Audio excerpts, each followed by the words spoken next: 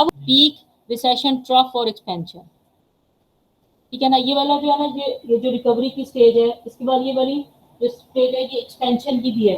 Recover करके peak पे जाके एक्सपेंशन, ठीक है, मजीद आप एक्सपेंड कर रहे हो चीजों को, एक्सपेंशन। तो हम लोग जब यहाँ पे ग्रोथ देखिएगा, टाइम है आपका और लेवल ऑफ रियल आउटपुट, हाँ अनएम्प्लॉयड हो जाते हैं, ठीक है। स्टार्ट करते हैं कोई भी एक वाली चीज, level of real output, peak, और उसके बाद फिर ट्रफ, यानी कि रिसेशन आ रहा है ना, रिसेशन, ट्रफ या डिप्रेशन, और उसके बाद फिर ये दोबारा से एक्सपेंशन भी कहते हैं इसको, रिकवरी भी कहते हैं, और उसके बाद फिर ये पीक आया, फिर ये रिसेशन, फिर ट्रफ, और उसके बाद फिर एक्सपेंशन। अब देखें ये जो एक्सपेंशन है ये कहाँ पे आती है, नीचे की तरफ से आती है। अब हमारी अगर इकोनॉमी इस वक्त इधर है, रिसेशन पे है, एक्सपेंशन या रिकवरी कहाँ पे आएगी, इधर। जब एक्सपेंशन हो रही होती है तब क्या होता है, तब हमें एम्प्लॉयज की जरूरत होती है। जैसे इंडस्ट्री लग रही है, इंडस्ट्री लग रही है ना, अब हमें एम्प्लॉयमेंट या एम्प्लॉयज की ज्यादा जरूरत होगी, तो उसकी वजह से अनएम्प्लॉयमेंट रेट कम होगा।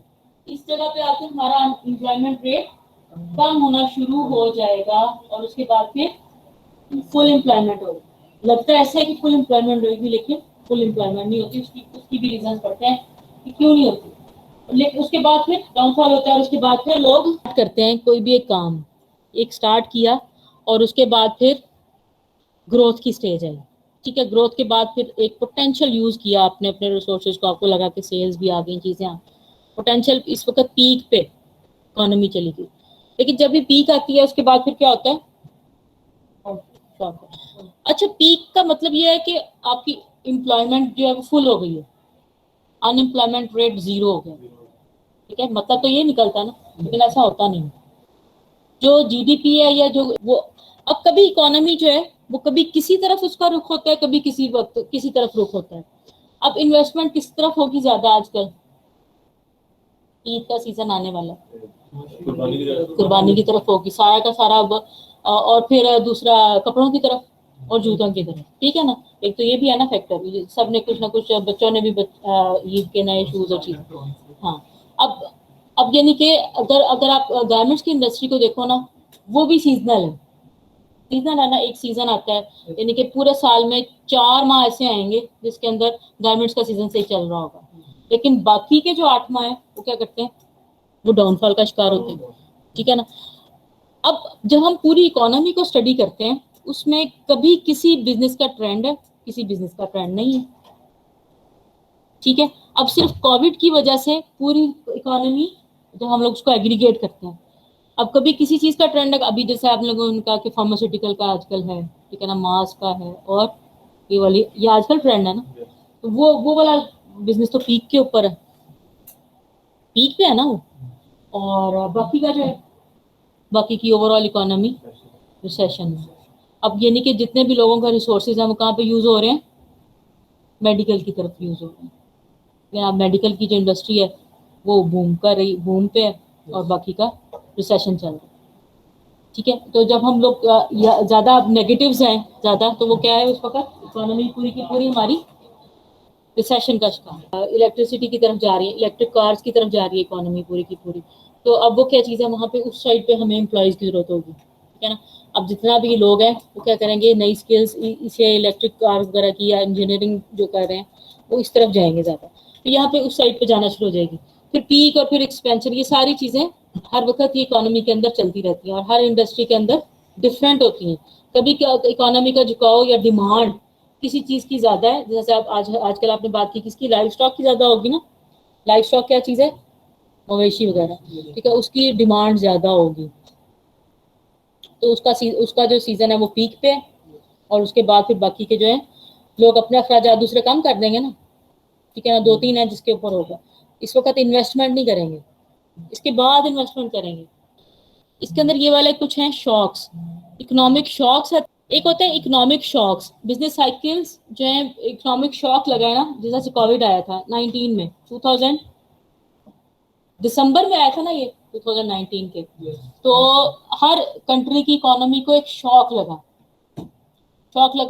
कैसे सब ये जो ये बंद हो गया हर चीज, लॉकडाउन हुआ, जिसकी वजह से क्या हुआ, हर चीज बंद हो गई, ठीक है ना। अब बिजनेसेस भी बंद हो गए, हर चीज बंद हो गई, एकदम से हुआ ना ये सारा, ठीक है ना। अब जो उन्होंने अब हर हर बिजनेस है तो साल साल का प्लान किया होता है कि इस साल में हमारी ये प्रोडक्शन होगी, हमने इतना प्रोड्यूस करना है, इतना हमने सेल करना है, इतनी टीम्स हायर करनी है, ये टारगेट्स होंगे, सारा कुछ एक साल का पूरा प्लान बना हुआ होता है। अब जो 2019 में जब ये आया, स्टार्ट हुआ, उस वक्त एकदम से बिजनेसेस ने नहीं उसको किया, ठीक है ना, परसीव नहीं किया, लेकिन प्रोडक्शन होती रही, चीजें होती रही। तो फिर क्या हुआ, एकदम से इकोनॉमी को शॉक लगा कोविड की वजह से, कोई ना कोई ऐसा इवेंट जिसकी वजह से जो आपको अनएक्सपेक्टेड हो, वो आपका आपकी इकोनॉमी को शॉक लगा दिया उसने, ठीक है ना। हर तरफ लॉकडाउन लग गया, हर तरह की प्रोडक्शन बंद हो गई, हर तरह की इनकम जनरेशन बंद हो गई, फिर क्या हुआ, शॉक लगा। अब कभी एक ऐसा सीजन आ गया कि उसमें हमें बारिश की बहुत ज्यादा जरूरत थी, और बाकी बारिश बहुत ज्यादा हो गई, जिसकी वजह से हमारी फसल बहुत अच्छी आ गई, यानी प्रोडक्शन ज्यादा हो गई। तो वो क्या हुआ, इकोनॉमिक शॉक हो गया, यानी एवरेज से वो ज्यादा आना शुरू हो गई। पहले हम एक एवरेज लेते आ रहे हैं प्रोडक्शन एक जगह से, एक लैंड से, ठीक है। अब इकोनॉमिक शॉक कब है, जब भी कोई अनएक्सपेक्टेड इवेंट हो जाए, अनएक्सपेक्टेड, हाँ, पॉजिटिव में या नेगेटिव में, तो आपका क्या है, इकोनॉमिक शॉक। अच्छा, एक प्राइसेस आर स्टिकी डाउनवर्ड्स। अच्छा, एक इसके अगेंस्ट एक कॉन्सेप्ट यूज होता है, स्टिकीनेस, प्राइसेस स्टिकीनेस का। अब स्टिकीनेस क्या है कि प्राइस एक जगह पे खड़ी हुई है, जब भी आप जाओगे ना किसी कोई चीज इलेक्ट्रॉनिक्स की या कोई चीज आप खरीदने जाओगे, तो आप कहोगे आपने तो बड़ी ज्यादा प्राइसेस बढ़ा दी हैं, कहेंगे नहीं नहीं, हमारी तो 10 साल से प्राइसेस ही नहीं बढ़ी, इस प्रोडक्ट की प्राइस 10 साल से नहीं बढ़ी, ये इतने पे ही है, ठीक है। उसके ऊपर किसी भी चीज का इन्फ्लुएंस नहीं हो रहा। सपोज आप कोई शर्ट खरीदने जाते हो, पहले जो 1,000 की खरीदते थे, आज भी वो 1,000 रुपए की है, जो 4 साल पहले भी 1,000 रुपए की थी। अब वो क्या है, प्राइस वहां पे स्टिक है, अब उसके ऊपर फ्लक्चुएशंस का कोई फायदा नहीं आ रहा हो रहा, ठीक है ना। लेकिन उस इंडस्ट्री के अंदर कोई एडवांटेज भी नहीं है बिजनेसेस को, ठीक है, क्योंकि वो एक इंडस्ट्री उसी लेवल पे काम कर रही है। अब जिस तरह से 1500 1500 का एक सूट मिल जाया करता था, उसकी क्वालिटी कम कर देंगे, लेकिन उसकी प्राइस वहीं पे है, प्राइस जो है, क्योंकि उनको लगता है, जो गारमेंट मैन्युफैक्चरर्स हैं, उनको लगता है कि ज्यादातर लोग इस प्राइस पे रजामंद हो जाते हैं कि इसको खरीदने में, ठीक है ना। तो अब जिस तरह से आपने दूसरे ब्रांड्स का भी देखा होगा कि वो इस रेंज के अंदर रहते हैं। अब जब इस एक रेंज के ऊपर या एक जगह पे प्राइस स्टिक हो जाती हैं, तो क्या होता है कि बिजनेसेस इंकरेज नहीं होते उस लेवल पे, या उस बिजनेस के अंदर एम्प्लॉयमेंट भी ज्यादा जनरेट नहीं होती, लोग भी ज्यादा उसके अंदर इन्वेस्ट नहीं करते, क्योंकि वो स्टिक है प्राइस। अगर वो उसके अंदर फ्लक्चुएशन आएंगी, वो कुछ बढ़ेगी, उसके अंदर एडवांटेज लोगों को नजर आएगा ना, फिर वो उसके अंदर लोग इन्वेस्ट करेंगे। तो इसका मतलब है कि जो ऑलरेडी पहले से इन्वेस्टर्स बैठे हुए हैं, वही बस काम करते जा रहे हैं, तो प्राइसेस जो है वो स्टिक है। इसका इसकी जो होती है ना, वो फिर, हाँ, हाँ, नहीं फिक्स होगी, लेकिन इसके अंदर फिर नए लोग नहीं आएंगे, इनोवेशन नहीं होती, ठीक है ना। एक जगह पे स्टिक है प्राइस, और स्टिक ये भी हो सकता है कि प्राइस स्टिक है और उसकी डिमांड आहिस्ता आहिस्ता कम होना शुरू हो गई है, लोग सब्स्टिट्यूट आइटम की तरफ चलना शुरू हो गए हैं, ठीक है। तो ये फिर नुकसान होना शुरू हो जाता है, इसलिए प्राइस स्टिक रहें वो भी नुकसान है, एक जगह पे नहीं होनी चाहिए, क्योंकि उसके सब्स्टिट्यूट्स आना शुरू हो जाते हैं, लोग उसके उस बिजनेस के अलावा नए आइडियाज देना शुरू हो जाते हैं कि नहीं, अगर हम लोग नए आइडियाज इसके अंदर डालते हैं तो हमें फिर ज्यादा प्रॉफिट होगा, फिर वो नए आइडियाज आना शुरू हो जाते हैं।